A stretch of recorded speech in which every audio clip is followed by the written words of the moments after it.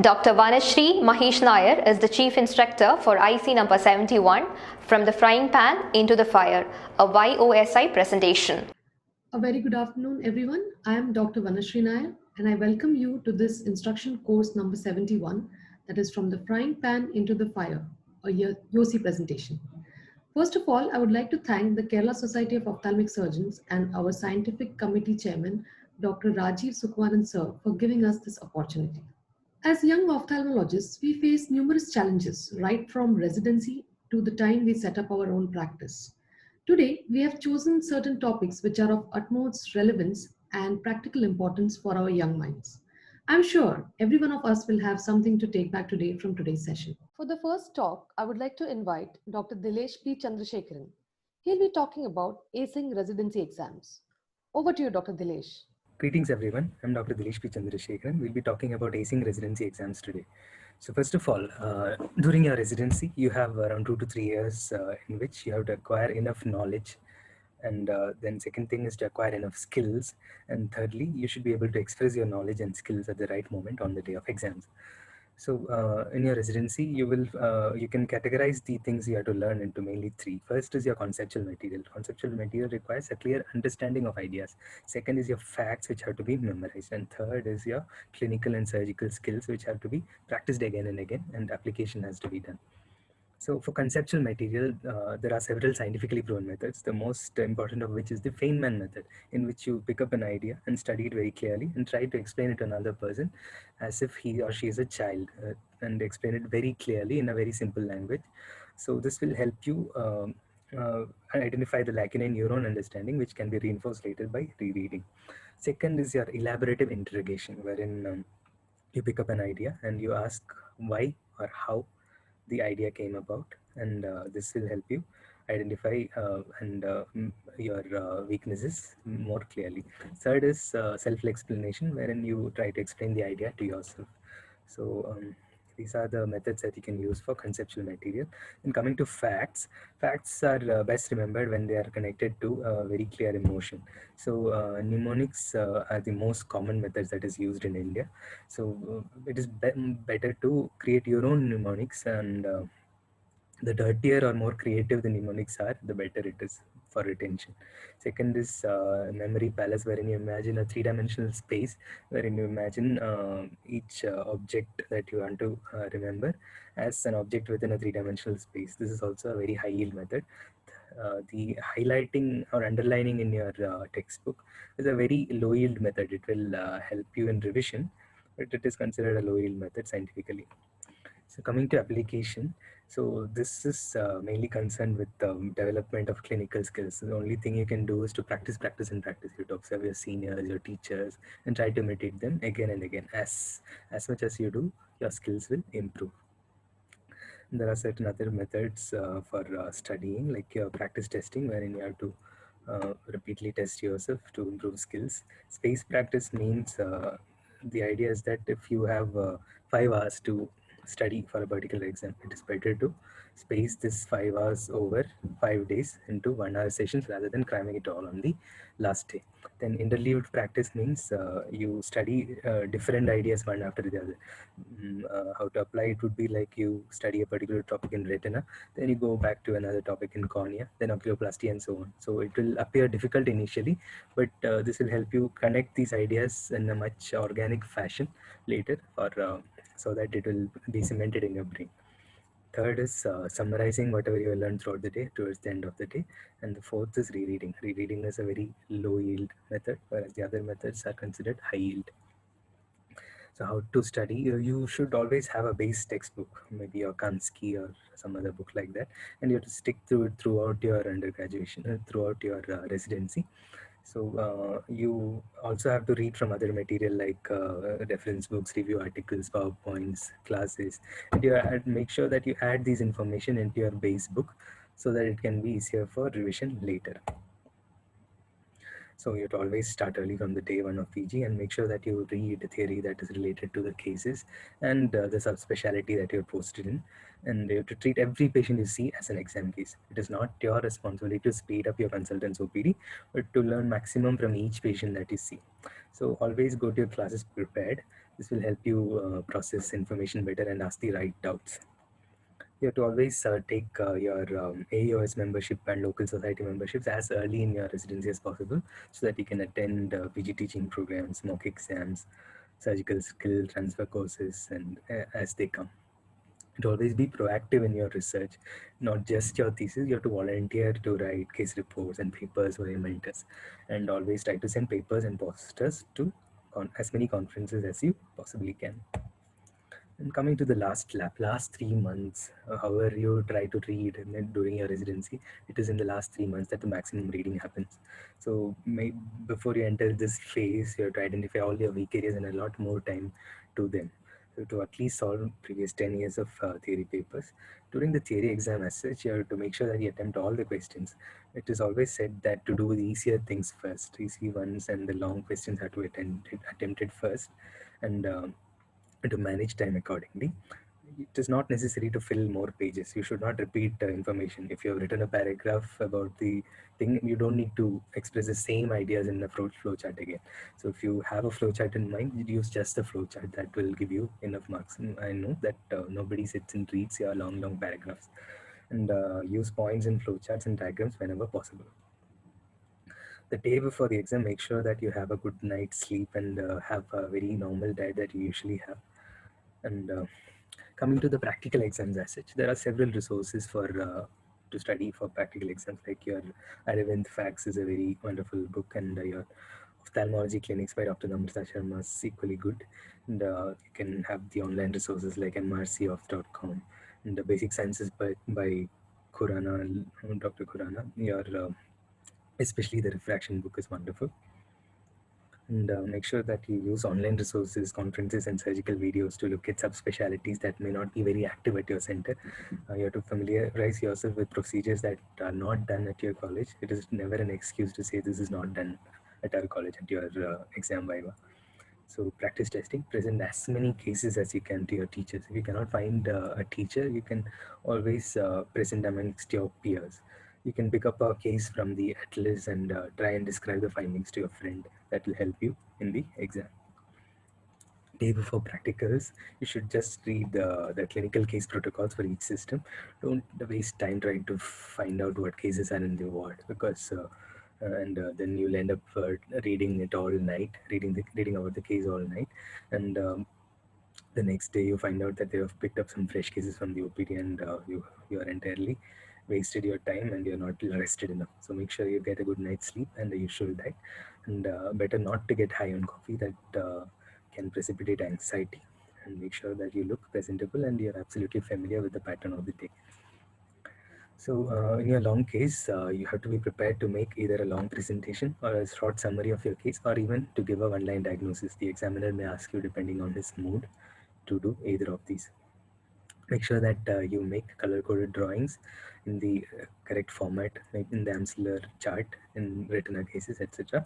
And make sure that you don't make any assumptions. When you make a rare diagnosis, you are very rarely correct. So you should be very systematic in your description of the case, and you should not panic if there is a mistake in the viva or the cases. Always respect your examiner's ego. Do not contradict them too much. Afterwards, whatever happens in the exam hall stays in the exam hall. Take a break and enjoy your holidays. So thank you.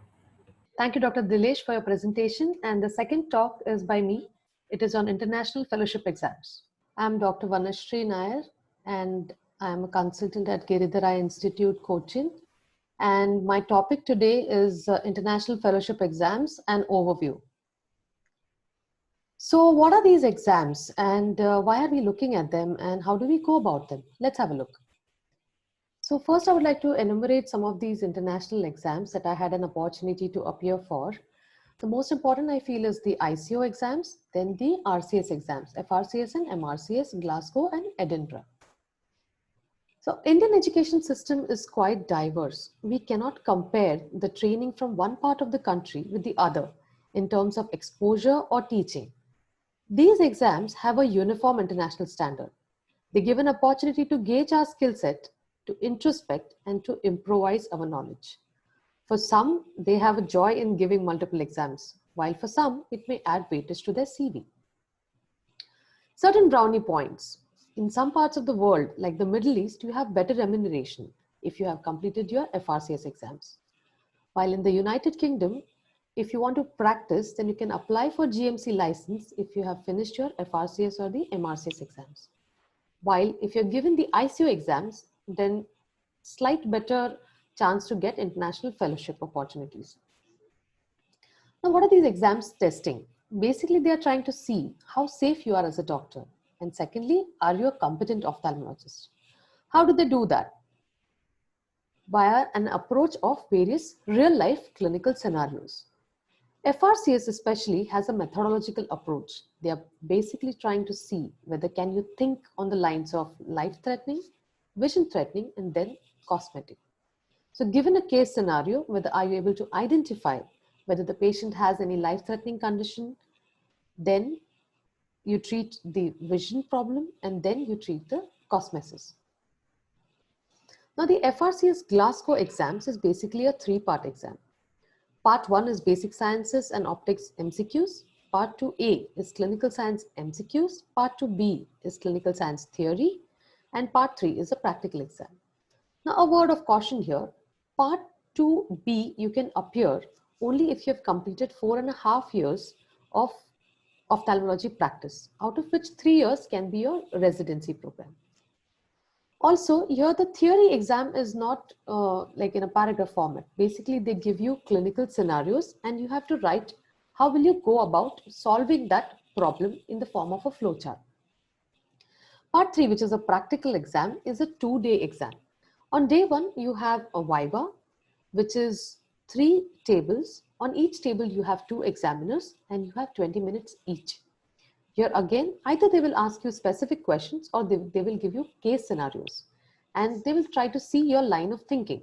How do you approach this patient? What diagnosis are you reaching? And then how are you going to manage the patient?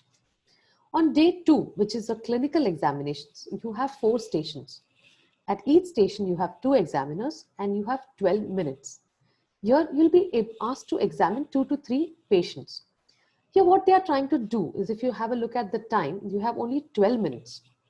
That means in 12 minutes, you have to examine 2 to 3 patients. So here they're testing the fluency, how fluently you are able to examine the patient and give your findings to them. And based on their questions, what are you able to answer? So here, what the point to be noted is when you're preparing for these exams, be careful that you learn the correct method of examinations, like slit lamp examination, indirect ophthalmoscopy, pupil examination, squint examination, ocular motility examination. There are certain ways in which these examinations have to be done.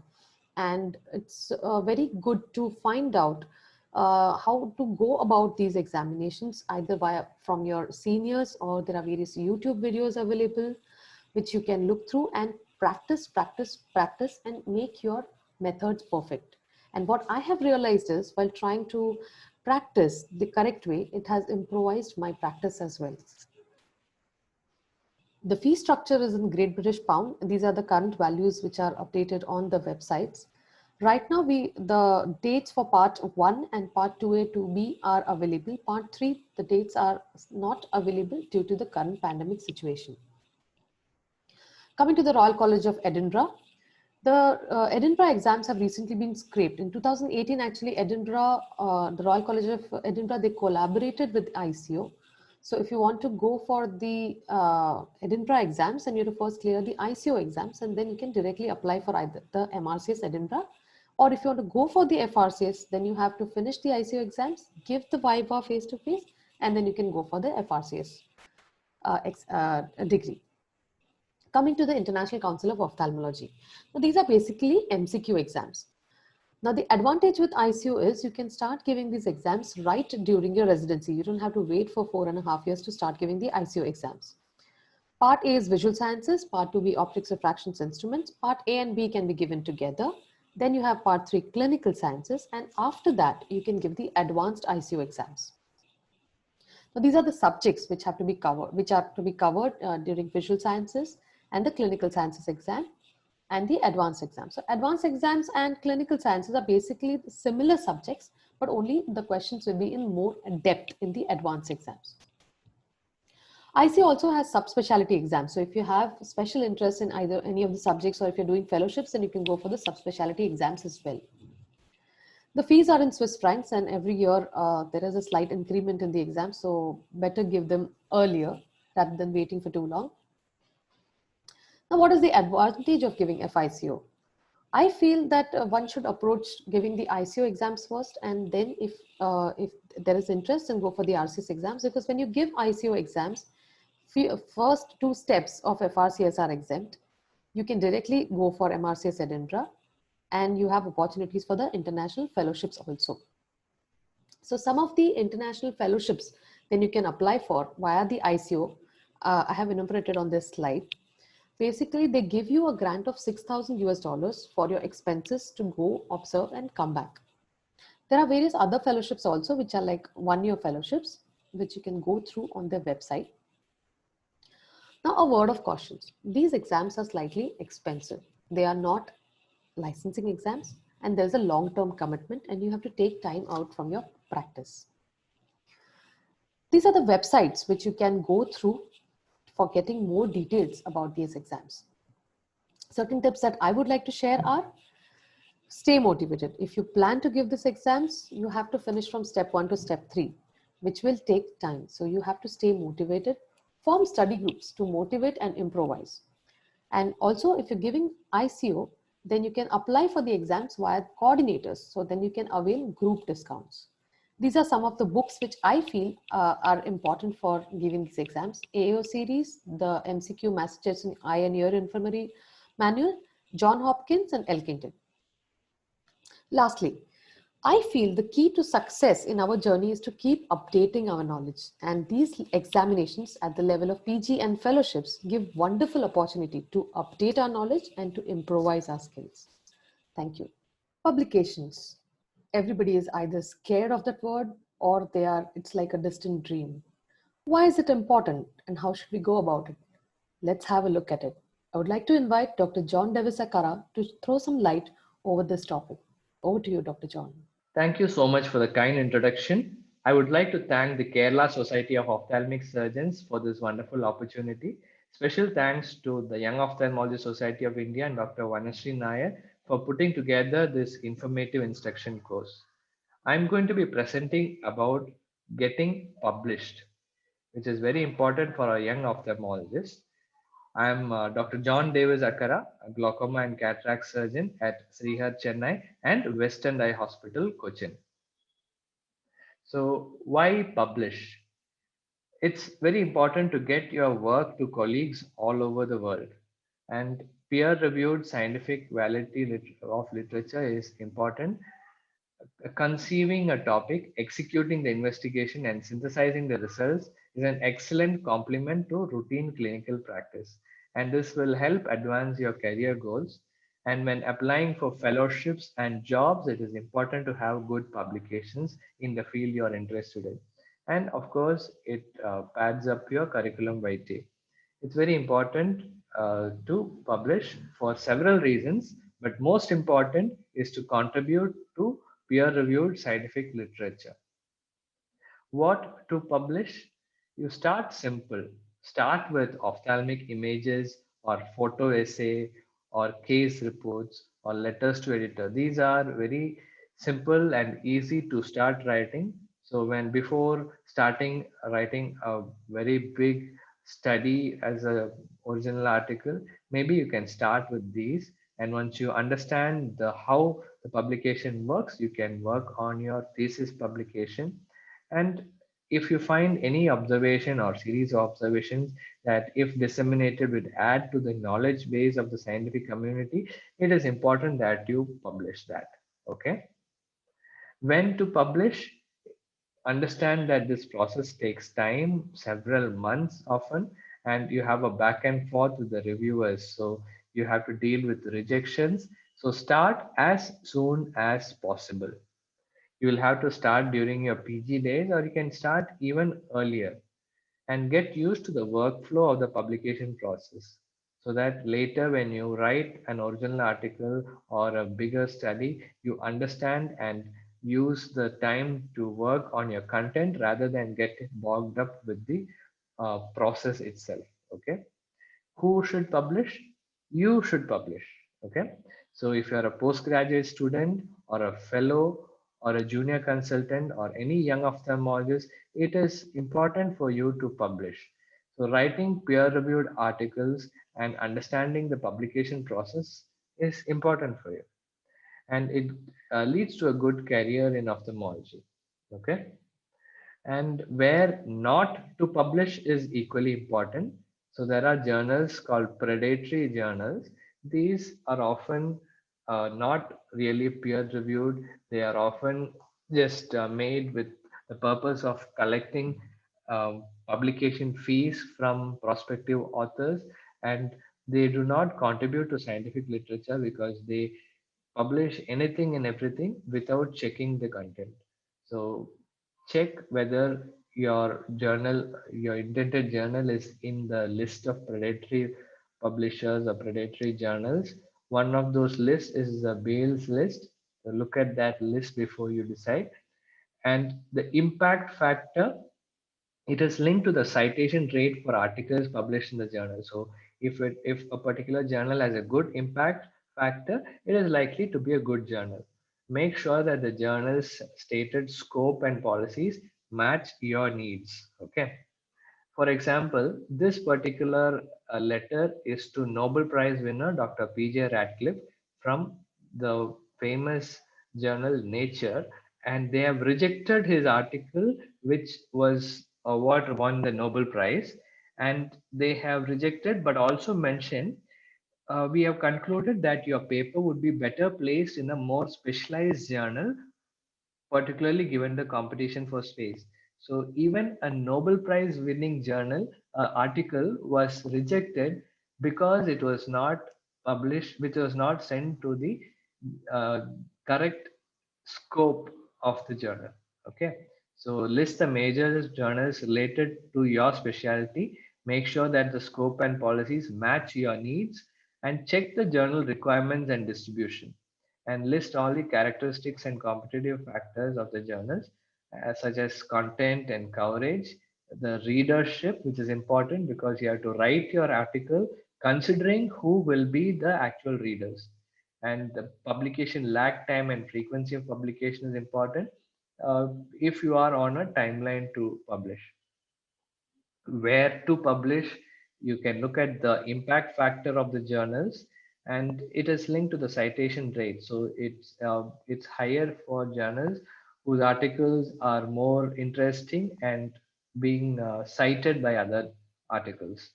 So it is not as important as you might think. It is very important to consider that you publish in a journal which is of your scope and which is not a predatory journal. And this is something which comes secondary. And you can consider open access journals, but several of these journals, predatory journals, disguise themselves as open access journals. So look at that before you consider an open access journal also, and see what the publication fees is mentioned as. So several journals have fees only for color image printing. So just check that. Some journals will just take fees for anything, especially predatory journals, and they will publish anything. So avoid those. How to publish? Just do it. You have to check the instruction for the authors thoroughly. Make sure your grammar and spelling is good and correct it. Have good images of good clarity, resolution, and make sure you understand how to use the journal's uploading system. Hmm? And some journals might ask you to directly email the article to them. If such a journal asks you, be more suspicious that it could be a predatory journal. So be more thorough in investigating that journal. What software do you need? You would need a word processing software such as Microsoft Word, and make sure you check for plagiarism and grammar and spelling. So grammar and spelling is easy, but for plagiarism or similarity score, you can use Grammarly or Turnitin, Authenticate, Flag Tracker, and several other websites. So let me just tell you, when you write an article, be sure not to copy paste information. Make sure that you cite correctly, cite properly information from a journal. And reading up, you can use Google Scholar and search in Google Scholar. You can search in PubMed. PubMed is more limited. It has only PubMed index journals. Google Scholar has a much wider range of journal articles. So you can search on PubMed first, and if you do not find the appropriate articles, you could consider searching on Google Scholar.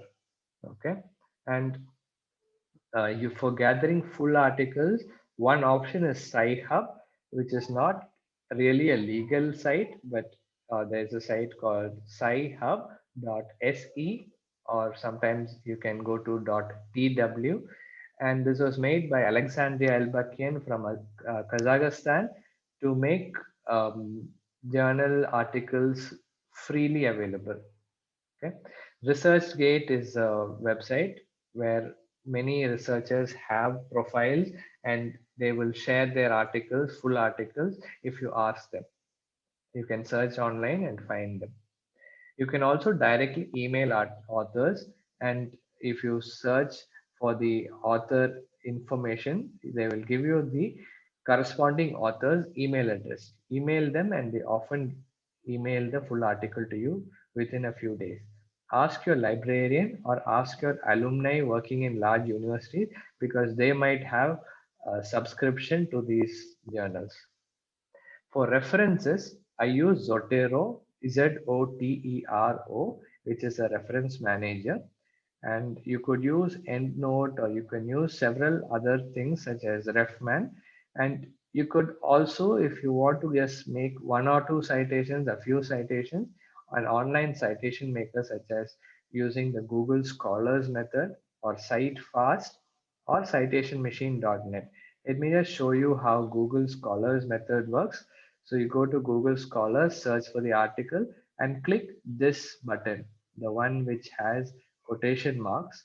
When you click that, it opens up the cite box where it gives you several formats, including Harvard and Vancouver format. These links will give you the um, files which will integrate into your reference managing software such as Zotero also, in case you want to do that. So those are the things. Thank you so much. I hope this was useful. Thank you again. Thank you, Dr. John, for throwing light on this important topic. Now, for the next topic, I would like to invite Dr. Sanita Satyan. She'll be talking about transitioning from SICS to phaco surgeries. How do we go about it? I think this is a very relevant topic for all young ophthalmologists. Over to you, Dr. Sanita. Hi, everyone. First of all, I would like to thank KSOS and the Young Ophthalmology Society of India for having my talk here. Today, I'll be talking about conversion from SICS to phaco from the perspective of a young surgeon, a young ophthalmologist.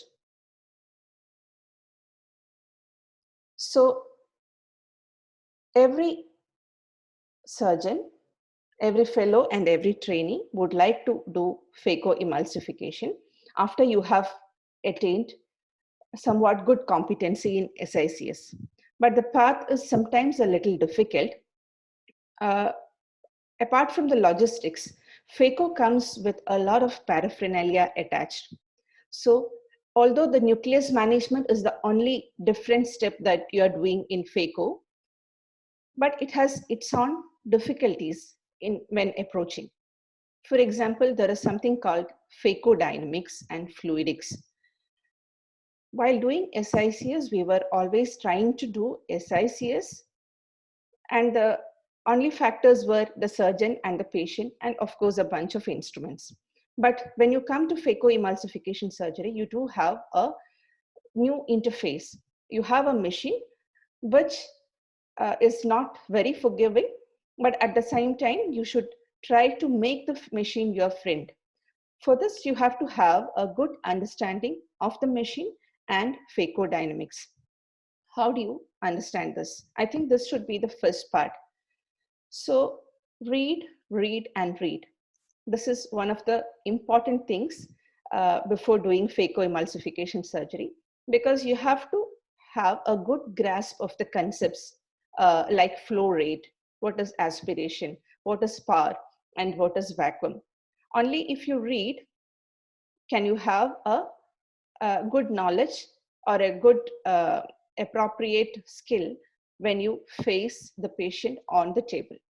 And you have to observe your consultants, your seniors. This is, I think, very important, because as trainees, you might not have opportunity to get a lot of phaco cases initially, but you can have a lot of consultants doing good phacos. So observe them through the microscope, observe them from outside the microscope to see how they manipulate the instruments, how they hold the instruments.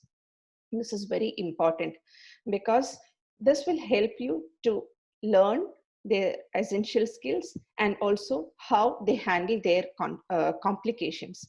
And essentially, this will help you to learn lessons in your own way, but less costlier lessons.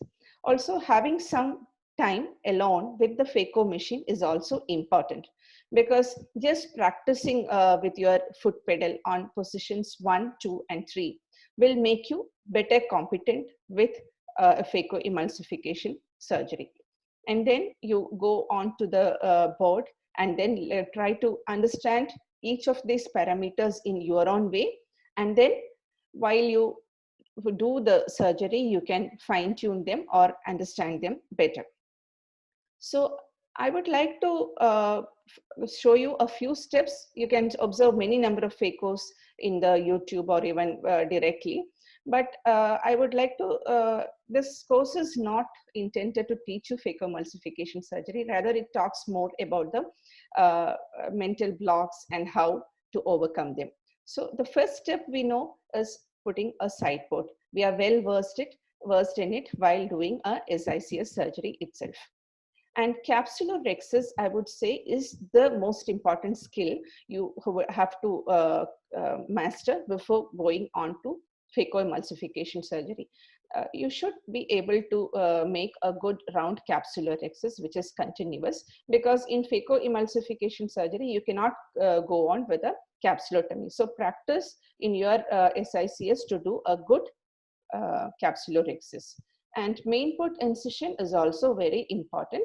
So this is the right way of doing a main port. But what happens when you have an improper wound?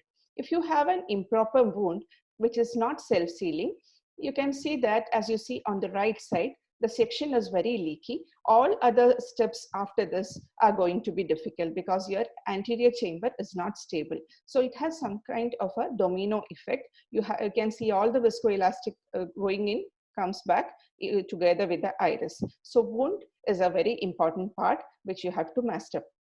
Hydrorotation, you can do hydrodelineation and also dissection, or a cortical cleaving hydro dissection. Whatever said and done, you have to manipulate the nucleus and make sure that it is rotating.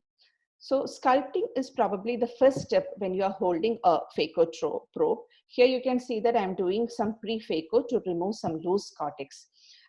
And you go after this through a linear, in a linear fashion to sculpt the nucleus. And the most important question as a beginner here is to assess the depth. So how deep is the adequate depth is the question. So there are different training things which will help you, that you crack when you see a good red glow, or when you go 2 to 3 tip width. But it has to come from practice, and I think it takes some time, and you have to go into that depth where you will not cut the PC, but you will make an adequate crack. And this is another interesting article which helps the beginners for how to stop trenching and start cracking. And there are different nucleotomy techniques. So this is a stop and chop technique. So what you have to understand is that you can go into a divide and conquer, stop and chop, or horizontal, vertical, or direct chop. But whatever said and done, the most important thing is your vacuum hold and the smooth of transition from foot pedal 2 to 3. This determines how well you do your surgery. And sometimes you see that you are not able to hold the nucleus, and sometimes you end up eating the nucleus before it is held. So some mistakes are showcased here.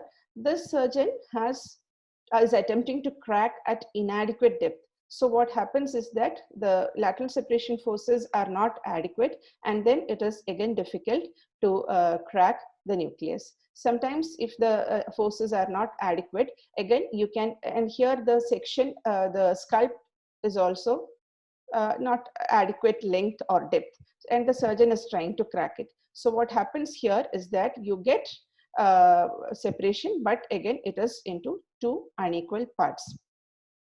And these are the common mistakes which we do in the early phase. Here the surgeon is making repeated attempts to hold, but the nucleus will not hold because the vacuum is not adequate. And then you might end up eating, and then you end up with a bowel formation, which is very difficult to handle in the initial stages. So after some, you all learn it in the hard way. All of us have done it in the hard way. And so improper techniques, you might resort into your early stages, but always try to do a good surgery in a proper setup. And then phaco in AC is also done sometimes, but it is not the way to do. But somehow anybody can get a nucleus out of it, out of the bag and put an IOL with some skill. But to do it things in the right way requires patience and also practice, and that is something you should aspire for. So cortical wash is much better and much easier in case of phaco, because you have a stable anterior chamber, and then you can polish if you are confident enough. And then IOL insertion is one place where you have to take a little mentorship. You can ask your seniors to stand with you or beside you while putting your 1 or 2 foldable IOLs. So there is no financial interest. This is an Alcon IOL being implanted.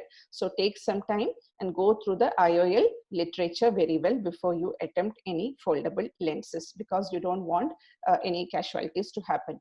So basically about phacoemulsification surgery, you have to understand that everything happens on your head.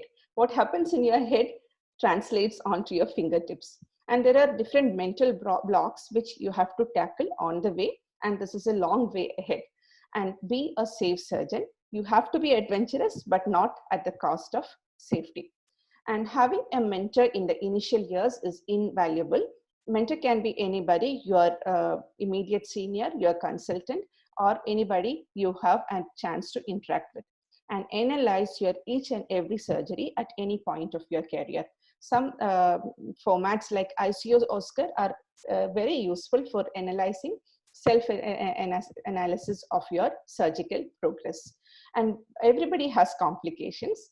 Be very level-headed and seek help when you need help. And ultimately, you have to deal with your ego to become a good phaco-cataract surgeon. And challenge yourself at every step, improve yourself, and that is the way to go ahead. So wish you all a very happy journey on the way to mastering phacoemulsification.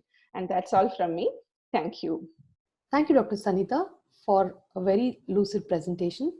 Now, for the next topic, I would like to invite Dr. Prashobh Mohan, and his topic is subspecialty post-residency. Is it a choice or a necessity? Let's see. Hello. At the outset, let me thank KSOS for giving me this opportunity to talk about such an important topic, subspecialty training post-residency. Is it a choice or is it a necessity? So I'll start with a disclaimer that all the opinions and suggestions made in this presentation are mine and mine alone, and viewer discretion is advised. This is a common situation that residents face after completing their post-graduation. Now what? There are various choices in front of them, various paths to follow. How do we make sense of all of this? To assess the mode of the residents in the nation, I did an informal online survey And this is by no means a representative sample, but in the survey found that the overwhelming majority, about 80% of them, thought that doing fellowship is very important. I'd like to address some common mistakes and misconceptions that residents make. One is the bandwagon effect, which is a cognitive bias where you tend to go behind the crowd.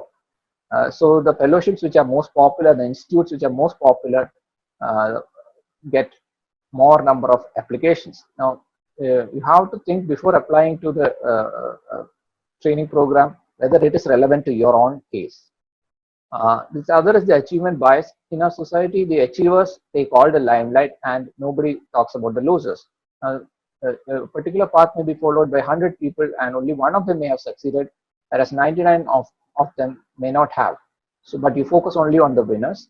So that is not, there you're losing touch with reality. The other is survivorship bias. I'll explain this with an interesting example. During World War II, the naval allied forces navy warplanes which returned had a lot of bullet holes in them. The engineers noted that they were more in the wingtips, the fuselage and the tail, and they theorized that these areas have to be reinforced. But however, a statistician named Abraham Wald came up with the idea that these are exactly the areas which need not be reinforced because these planes survived. They are not the critical parts. The areas which do not have bullet holes are the ones that have to be reinforced because those planes which got hit in those areas did not survive. So when you talk about any inspirational story, always think about the survivorship bias. The sunk cost fallacy is another problem that we have to avoid, wherein if you are in the middle of a training program and you find that the training program is not good enough and is not getting you what you wanted, it is better to drop out rather than think that you have invested so much time and that you have to continue this. That is the sunk cost fallacy. The other fallacy is the jack of all trades and master of none fallacy, where it is not necessary that if you are the jack of all trades, you have to be master of none. In fact, the best policy to follow in ophthalmology is to be the jack of all trades and the master of some. That is the ideal way to go about your career. What do you hope to achieve from training is a question I asked some of the residents in their informal survey. The most important skill that they wanted to gain from training was surgical skills. Now, the residents place a very high level of importance to surgical skills. Now, you have to decide for yourself whether what is your main requirement. Is it surgical skills, or are you okay with your surgical skills? You need more paper publications and academics or recognition, or do you want to fill certain gaps in knowledge, or do you just want to follow your passion? So it is really a personal question that you have to answer. Again, the most popular fellowship was phacoemulsification. If you ask me, it should be taught in residency. However, you can see that most residents wanted fellowship in phacoemulsification, showing that we are lacking in training in postgraduate during the postgraduate period in this area. This is a question you must ask, all of you must ask yourself.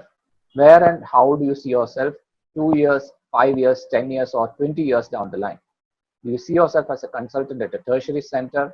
If you do, then probably you need a particular subspecialty training, probably a long-term fellowship may be required. Do you want to run your own clinic or hospital? In that case, you may have to gain certain administrative skills. Also, you may want to be a jack of all trades and master of some. If you're going into group practice, again, you can afford to be specialized in a particular subspecialty and you can get together like-minded people from other subspecialties and run it. Or do you want to go into government service, or do you want to exercise your teaching skills in a medical college, or do you want to cater to the underprivileged in rural areas? There you would like to have a lot more knowledge in general ophthalmology, and probably you could refer the difficult cases to specialists. These decisions are made on the basis of your priorities. Again, you have to decide what your priorities are, whether it's work-life balance, whether it's financial, whether it's you're following your passion, or whether it's just job satisfaction and work ethics, or whether giving back to society is more important for you.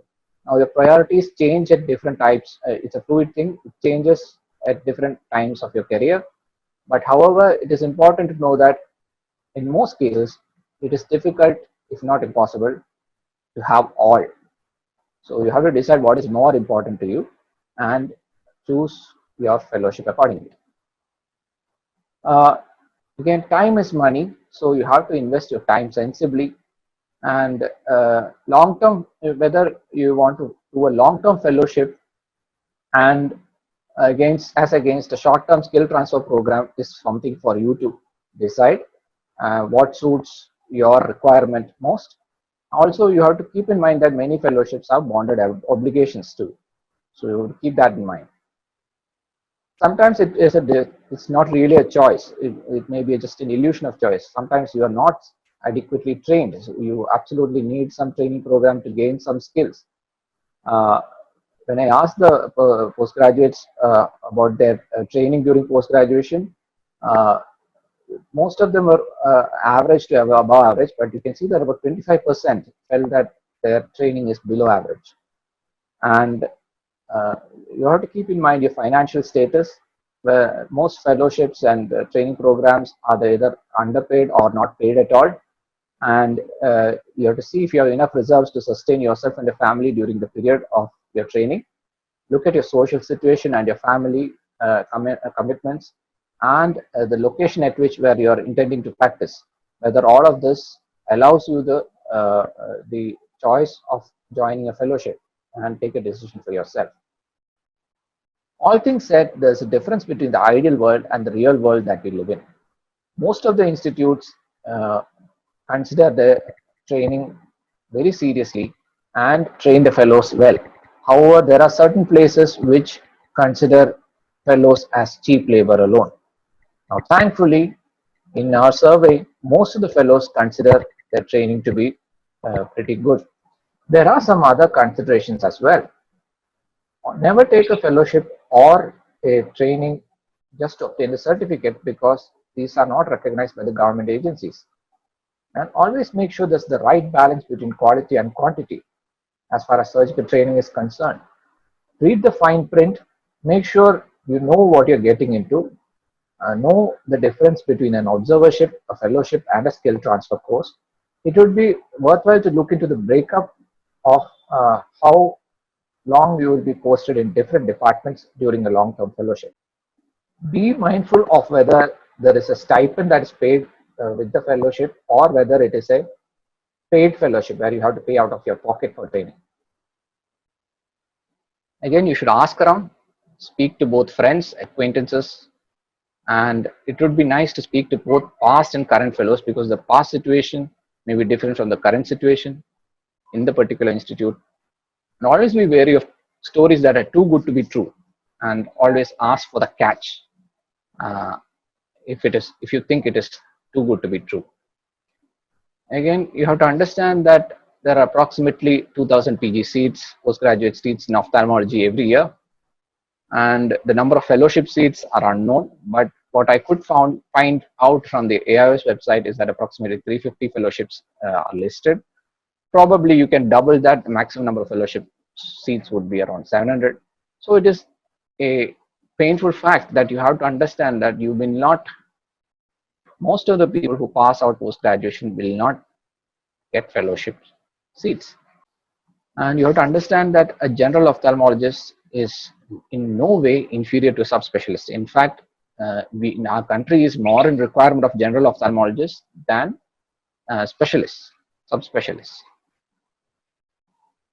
So you have to think about realistic possibilities, your social responsibilities, and your personal goals, and find a common meeting point and strike the right balance between all three.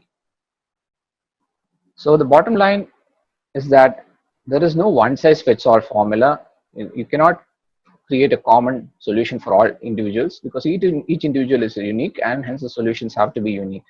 But you have to weigh the pros and cons and make a decisions on your own. Take help from experienced people who are close to you, and never blindly swallow advice that is uh, given to you. Always critically appraise and analyze them. Remember, it is a subspecialty and not super specialty. There is nothing super about training in a subspecialty. And the most important thing is to remain happy and to live a life without regret. Thank you. Thank you, Dr. Prashok, for the wonderful presentation. And now, for our keynote address, I would like to invite Dr. Swapnil Bhalekar from Pune, Maharashtra.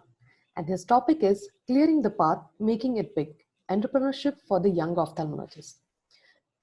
Dr. Swapnil has completed his post-graduation from PGI Chandigarh. Thereafter, he did his cornea fellowship from the prestigious LV Prasad Eye Institute, Hyderabad. He has special interest in ocular surface disorders, especially K-Pro, stem cell therapy, and autoimmune disorders. He set up his practice in Shirur, Pune in 2014 and expanded in 2019 to a state-of-the-art high hospital, Vision Care Center Super Specialty Eye Hospital. It is one of a kind setup by a single practitioner in rural India, which is also recognized by government for keratoplasty. Over to you, Dr. Swapnil, and thank you so much for accepting our invitation. Hello everyone, this is Dr. Swapnil Bhalekar. First of all, I would like to thank Young Ophthalmological Society of India, especially Dr. Vanashree Nair for this kind invitation, and Kerala Society of Ophthalmic Surgeons for giving me the opportunity to speak as a keynote speaker in Drushti 2020.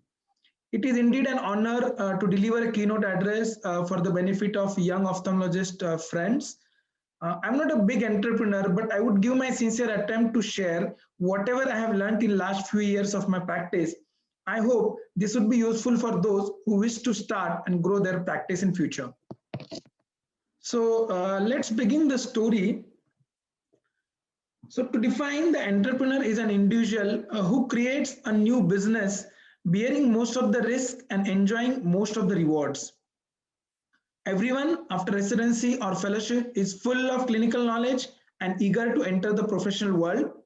However, one of the most difficult professional choices faced by most fresh pass out is where to begin their careers. So everyone has his different wants and needs, but when it comes to selecting between a hospital job and private practice, it's not so much a matter of best choice, but simply what is right for you. So you have to decide what is right for you.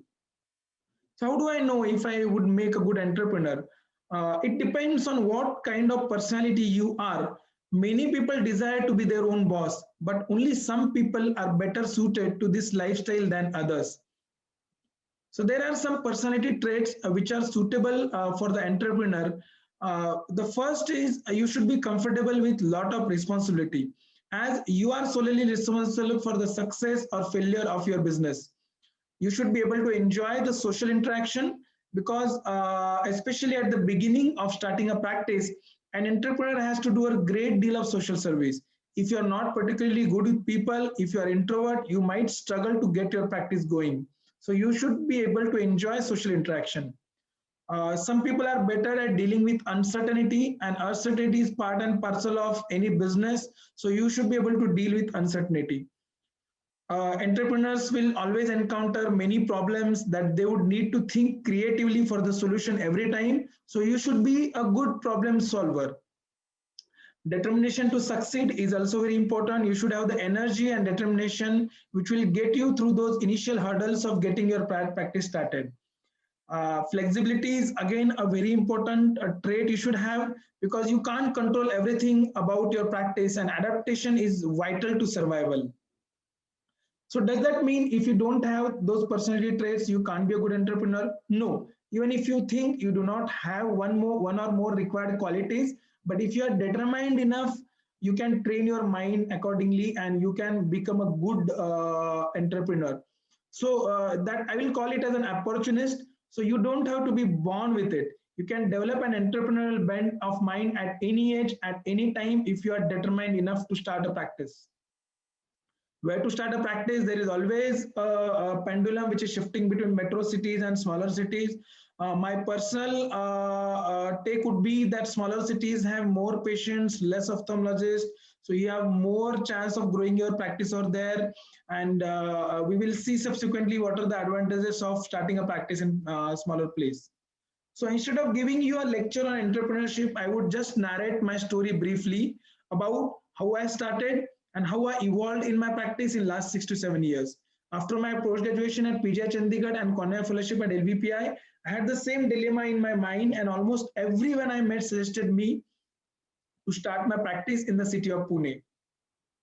Here I was. So my destiny brought me to Pune. I joined a practice of a very famous and senior cornea surgeon in Pune.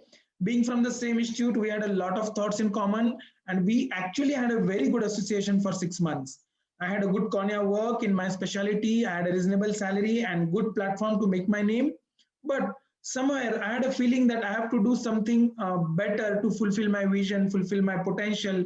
And what I'm doing this is not enough. So always I used to ask myself, how do I achieve my full potential?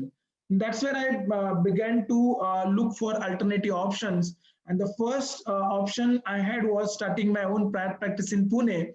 But if you look at the cost of starting a practice in Pune and look at the waiting period and working capital required to run the practice in that waiting period, it was actually not possible for me because I didn't have any financial backup. So I turned my vision towards my hometown, which is a smaller town. And it remembered me of the Mahatma Gandhi saying that India's ways is not Europe's. India is not Calcutta and Bombay. India lives in her 700,000 villages. So that's where the most of the population is concentrated in villages, and we have a good chance of practicing in villages.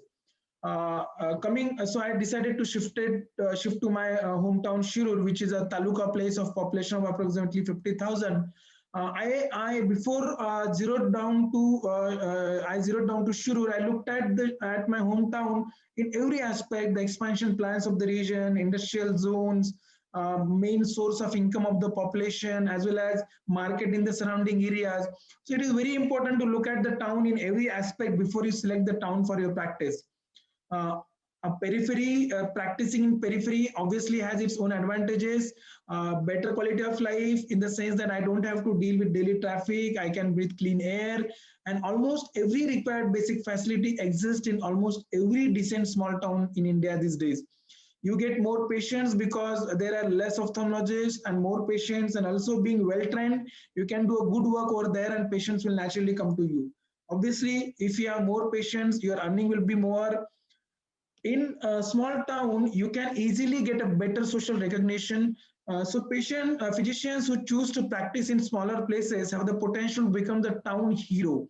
So people at smaller towns recognize that you have such a good qualification, so many higher qualification, degrees, experience, knowledge, and still you have selected their small town to practice. So they develop a greater respect and admiration for you. And that's how you get more social recognition. You become a town hero. It goes without saying that you are your own boss, so you can develop your own practice and you can develop your own protocols. So that's where I started my practice in July 2014 in a very small place with a bare minimum essential equipment, because that's what my financials would allow at that point of time. So once I started my practice in 2014, the next focus was how to make people know about my practice. So it was very important to focus on advertising my skills. So there is a saying that doing business without advertising is like winking at a girl in the dark. You know what you are doing, but nobody else does. So it is very important to focus on advertising your skills and let people know about your skills. So first important part is focusing on newspaper, because it is the backbone of the community. Though we have social media at our disposal, large chunk of population in rural areas still read newspapers, and it's the main way of advertising your work. So whatever good work you do, make sure it reaches to people. More and more needy people will know about it. They will come and get benefited with your work. So these are the some of the newspaper cuttings which came in newspaper. So you have to befriend your journalist friends, let them know about your work, and try to convince them to publish your work. Effective use of social media is very crucial these days for reaching out to people. It is cost effective and gives visibility to your practice and also gives your brand recognition. It's best to hire an IT consultant for the same, because it consumes a lot of time. Information interviews on the news channels, especially in the local language, always help you to reach out to more number of people. Community involvement, very important. So you have to involve in social gatherings, meet people very often, and actively participate in social work. So I'll give you a small example. So I had done one small social project where decided to develop a 17 acres of barren land. So I gathered almost thousands of people from my town. I spent some money on that land, and we did a huge plantation project over there of thousands of plants, and we decided to take care of them. The project went on for almost 1 to 2 years, but it got me connected to the society well. It got people got to know about me. They got connected to me, and obviously you get satisfaction of doing social work as well as you get connected to people. It goes without saying that academics is very important. Document each and everything you do. Present in every conferences as well as local CMEs. Presenting in local CMEs is very important because that's where the doctors around you know about you. You get more appreciation, and they appreciate your work, and also you get more credibility and you get more referrals. Continue the subspecialty work you are doing. It will bring you more name and social recognition. Reference will come to you. Don't worry. If you are good at your work, they'll come to you no matter where you are best. Continue updating yourself and develop more new skills. Know your strength and passion. Like ocular surface work is really very tough. It's my passion, but it's very time consuming but gratifying at the same time. So I was always confused about should I do ocular surface work, whether I should, if I start ocular surface work, which is very time consuming, whether I should ignore my cataract and cornea practice, what I should do in my practice. So I was very confused, and I was thinking that if I start my ocular surface work, I should not land up in the valley rather than reaching on the another end. So that's where, when I was confused, my gurus, mentors, and friends came in picture. Dr. Sangwan and Dr. Sayan Basu, who are my gurus and mentors in ocular surface work. So they came to my clinic, visited to Shirur, and they guided me. They encouraged me to start ocular surface work. And that's where I started doing my ocular surface work. I used to spend whole of my Sunday in doing complex ocular surface procedures for hours and hours in a very small operation theater. Uh, I worked very hard, 8 days in a week, and the surface work started getting recognized. The local newspapers as well as English newspaper took a notice of it. It got published eventually in a lot of newspapers. And this good name in subspecialty led to increased flow of patients in all subspecialties and cataracts too. So that's where my practice grew. We expanded and we started visiting subspecialty consultant visits, and that's where we developed these departments as well. My wife, Dr. Sonal, joined me in 2016, and she became a pillar of my institute. She started handling the management part of the institute. Documentation is very important. It is a key to develop good practice, and for that you must have clinic management software. It has different benefits in improving patient care. Most important benefit is you can communicate with all your patients in one click. So remember, data is the power. You are, from day one, you should have the EMR system. If you are losing on one day of data, you are losing a lot. So remember, always have EMR system right from day one. Human resource management is again very important. Appreciate and understand everyone's talents. Identify the talent and give them work in proper area. Identify the activities and tasks the person does the best, and make it easy for the employees to improve on their unique talents. So very important to manage the employees properly. Working as a team is also important. Someone has his weaknesses, someone has his strengths. So you have to complement each other very well and make them work as a team so that the work will be done. Second point is better delegation of responsibilities is again very important, because doctor, if he keeps on doing non-clinical work, then he won't be able to devote time in patient care. So he has to delegate non-clinical responsibilities to the respective area supervisor. So your system should be your practice should be kind of system dependent practice than individual dependent. So not the every area of your hospital should be dependent on you. You should try to make it system dependent. You should try to develop supervisors and try to delegate responsibilities to them, and delegation is the key. And ultimate goal is to develop a culture of the hospital and try to percolate that culture to your last employee. Even guard and housekeeping employee should be aware about culture of the hospital. Keep your charges reasonable. Do not charge to poor people, but do not hesitate to charge to those who have the money. Help poor. No free camps and free surgeries like in charitable hospital, because sometimes the publicity becomes in such a way that even those people who can pay, they come and ask for free surgeries. Also remember that charging for your services is not immortal, and you can charge for your services very well. Try to deliver your best results. Be honest with the patients. Do not take unnecessary risk, because if you do not know particular surgery properly, just don't attempt it in private practice, because if you spoil even one patient, it will give you a bad publicity to you. And in a small place, mouth to mouth publicity spreads very fast and it can spoil your practice. So do not take unnecessary risk. Focus on general practice and specialty both. Give prompt feedback to referral doctors. Never criticize your colleagues, and try to help them in difficult situations. They will always appreciate that. So in the first 2 years of practice, we concentrated on developing a system-driven practice. We delegated major duties to the supervisors in particular area. In first 2 years, we saw almost 30,000 OPD patients, as well as we performed more than 2,000 surgeries.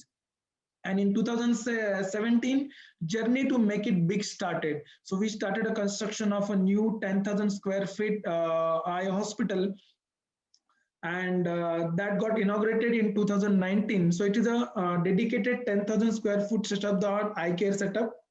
It is a comprehensive ophthalmology center which offers all subspecialties.